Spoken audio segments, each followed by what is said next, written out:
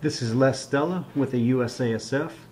In this first video, we will cover some of the questions regarding the World Score Sheets. It's important to remember that this is not a brand score sheet or scoring system. This is the World Scoring System. Do not go off of Jam Brands, Varsity, or any other event producer scoring systems. With the World Scoring System, there is no rubric, and we do not want the score sheet to dictate what your choreography is. There's no specific value given to any specific skill or skill set. We want you to put your best routine on the floor that plays to the strengths of your team and see how it compares to the best teams in the world. An example of how the world system is different: the world's judges will spend more time actually judging the skills than they will counting how many skills are in a routine.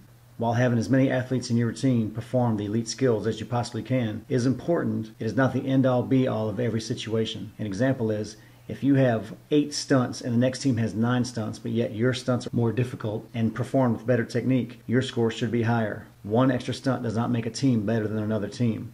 However, if you go out there with 4 stunts and another team goes out there with 8 stunts and the difficulty for both teams are about the same, that is a better team. As a coach, you know what the strengths of your team are. Our goal is to have you go out there and put out your best routine and see how it compares to the rest of the world. Our goal is not to have you put a routine together based on our score sheet and the numbers you would get for a specific skill. At Worlds, your scores will be based on your performance and the performance of your competitors, not on a specific set of listed skills. Here's an example of the big picture.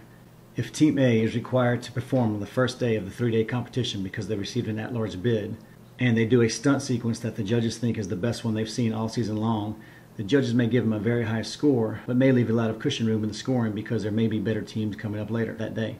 Let's say that team scores an 18 out of 25 for their stunt score. After all of the teams have performed on the first day of competition, let's say that Team A scored the highest score of 18 for their stunt score during that day of competition. Team A must now compete on day 2 of the competition, and the judges will see new teams that did not perform on day 1. Once again, Team A goes out and hits their routine and hits their stunt sequence flawlessly, just as they did on day 1. The judges may now decide to give them a little bit of a higher score, but may still leave some room at the top of the scoring range for some cushion for teams they have not yet seen during this competition. Let's say Team A's score went from 18 on day 1 to 21 on day 2, and now Team A has made it to day 3 and the finals for Worlds competition. Team A goes out in finals and hits their routine just like they did on days 1 and 2. It's possible that the judges may now give them a 24 or even a perfect score of 25 on their stunt score, because at this point the judges have both seen and judged all teams in that division for the weekend, and they know this is the best stunt sequence they have seen all weekend. So in the 3 days of competition, Team A has now scored an 18,